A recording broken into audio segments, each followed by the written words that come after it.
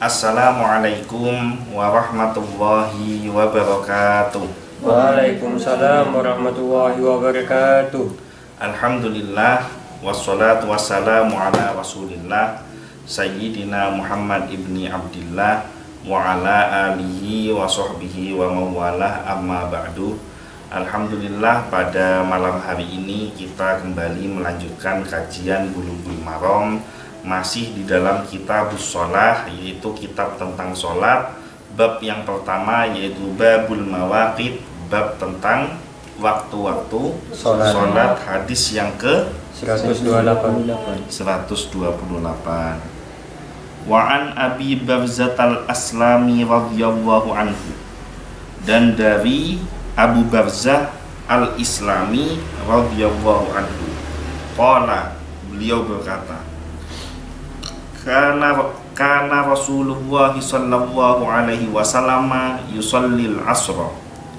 Setelah Rasulullah sallallahu alaihi wasallam mengerjakan sholat asar, thumma yarji'u ahaduna ila rahlihi, kemudian salah seorang dari kami pulang mengunjungi rumahnya, fi aqsal madinati, di pinggiran kota Madinah, wasyamsu hayyatun, dan panas dalam keadaan, dan matahari dalam keadaan panas terik. Wa kana yastahibbu, Rasulullah senang kadang-kadang ayu akhira, mengakhirkan minal isya'i, dari mengerjakan sholat isya.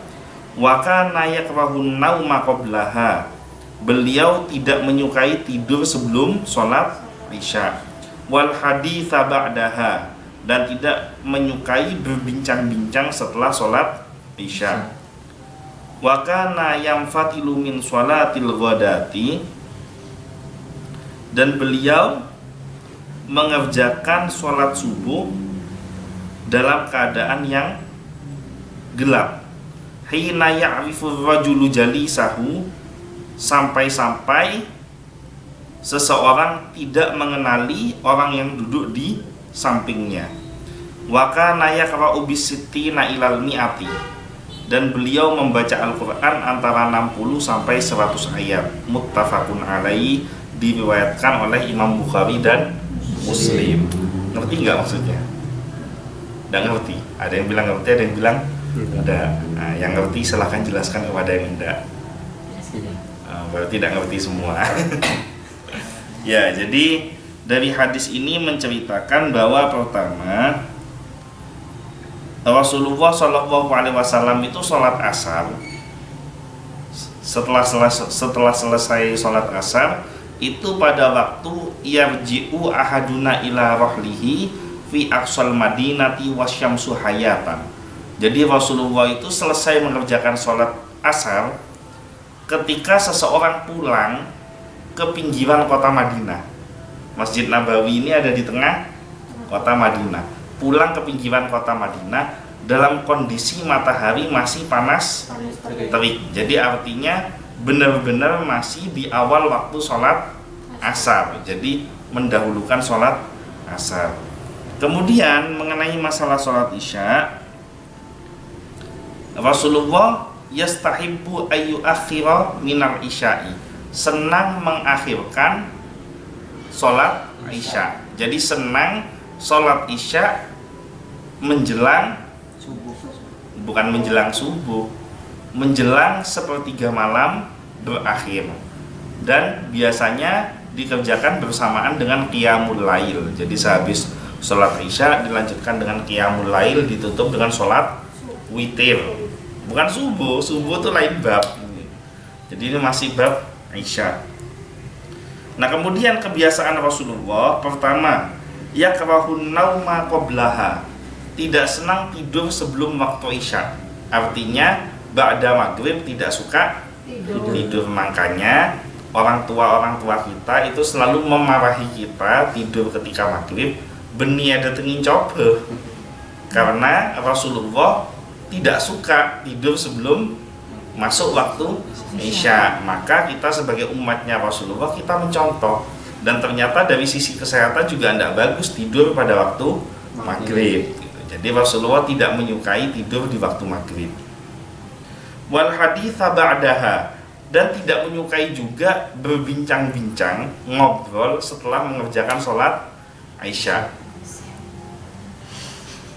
Jadi pada sholat Isya ada moy-tamoyan gitu, mulai pulang gitu. Wa kana yanfatilu min sholatil ghadati. Nah, beliau ini pulang dari sholat subuh. Sholatil ghadati itu kan ini sholat yang pagi-pagi, sholat subuh. Hina ya'rifu rajuli jalisahu.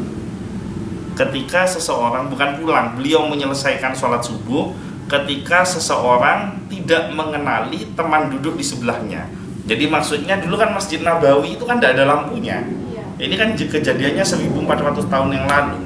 Nah, Rasulullah itu ketika selesai sholat subuh itu sesama sahabat itu tidak tahu di sampingnya ini siapa, karena tidak kelihatan wajahnya. Artinya apa? Rasulullah senang mengawalkan sholat subuh, masuk waktu subuh langsung sholat, bukan menunda-nunda waktu subuh.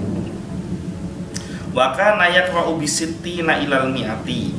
Nah, Rasulullah ini kalau sholat subuh, ayat Al-Quran yang dibaca kurang lebih antara 60 sampai 100 ayat. Muttafaqun alaihi, diriwayatkan oleh Imam Bukhari dan Muslim. Wa indahuma, dan dari hadis Bukhari dan Muslim juga, min hadisin Jabir, dari hadis Jabir. Wal isya'a ahyana, wal isya'a, dan waktu isya ahyana yuqaddimuha, kadang-kadang Rasulullah mengawalkan azan sholat isya langsung mengerjakan sholat isya. Wa ahyanan yuakhiruha, dan kadang-kadang mengakhirkan sholat isya. Jadi kadang-kadang mengawalkan sholat isya dan kadang-kadang mengakhirkan sholat isya. Idza ra'ahu mujtama'u, apabila beliau melihat orang-orang sudah berkumpul di masjid, ajala, beliau menyegerakan, jadi cepat-cepat dimulai sholat isyanya. Wa idza ra'ahum abta'u, dan apabila beliau melihat orang-orang lambat pergi ke masjid, lambat berkumpul di masjid, akhara, beliau mengakhirkan sholat isya.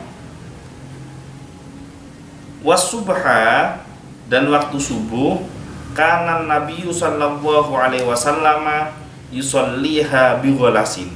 Rasulullah sallallahu alaihi wasallam salat subuh dalam keadaan masih gelap. Jadi masih peteng kita kan waktu subuh itu kan memang masih peteng toh. Iya. Jadi kalau kamu sudah terang itu bukan waktu subuh. Sudah lewat waktu subuhnya. Tebebes. Wali Muslim, dan di dalam hadis Muslim, min hadisin Abi Musa, dari hadis Abu Musa, fa'aqamal fajra hinan syaqqal fajru, beliau mengerjakan sholat subuh ketika fajar apa? Menyingsing.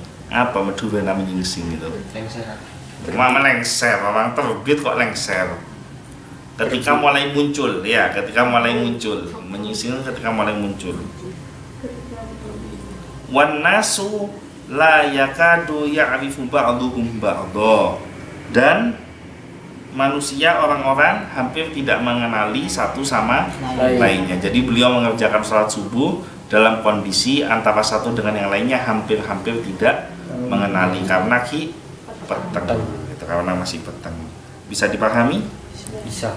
Kita langsung membahas tentang syarahnya. Yang pertama, disunnahkan menyegerakan sholat asar pada awal waktu karena para sahabat sholat bersama Nabi Shallallahu Alaihi Wasallam pada waktu asar dan balik ke rumahnya di ujung kota Madinah dan keadaan matahari masih putih, cerah dan panas. Berarti sholat asar disegerakan. Yang kedua, boleh mengakhirkan sholat isya dari awal waktunya dengan memperhatikan kondisi jamaah seperti disebutkan dalam hadis Jabir. Jadi jangan suka mencela apa itu kiai dan pondok pesantren.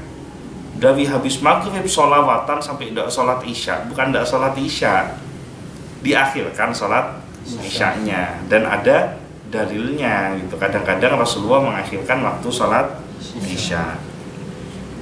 Yang ketiga, Nabi Shallallahu Alaihi Wasallam selalu memperhatikan kondisi umatnya di kala sholat, termasuk ketika mau menyegerakan atau mengakhirkan sholat isya. Jadi Rasulullah sendiri mencontohkan bahwa Islam itu begitu fleksibel, tidak kaku, tidak saklek.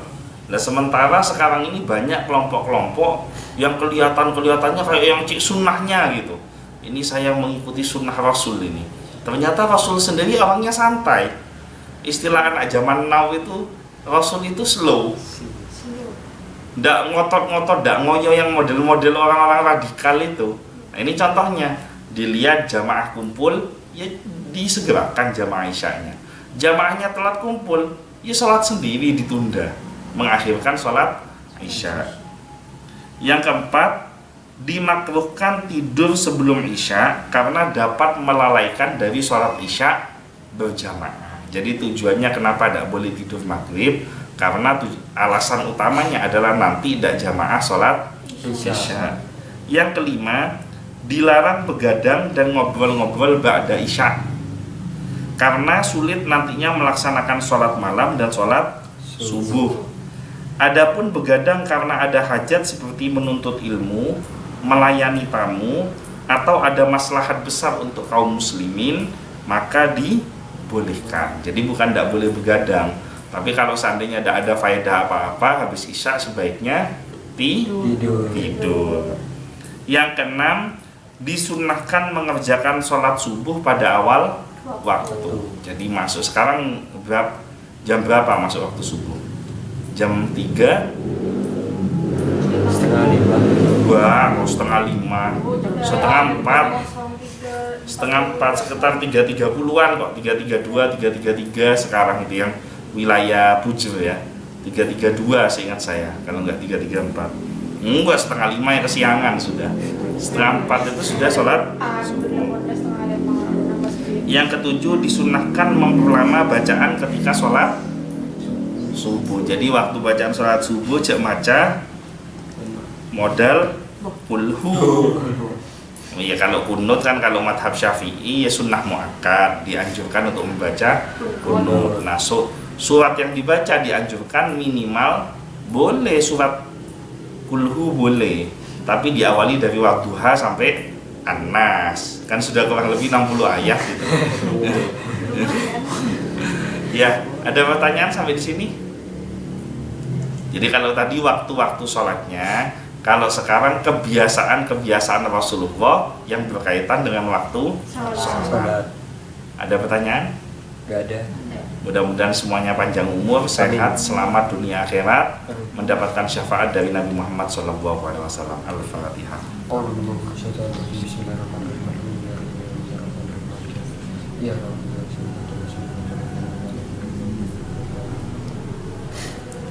Mungkin itu saja yang bisa saya sampaikan, kurang lebihnya mohon maaf. Wallahul muwaffiq ila aqwamit thoriq. Wabillahi taufiq wal hidayah. Assalamualaikum warahmatullahi wabarakatuh. Waalaikumsalam.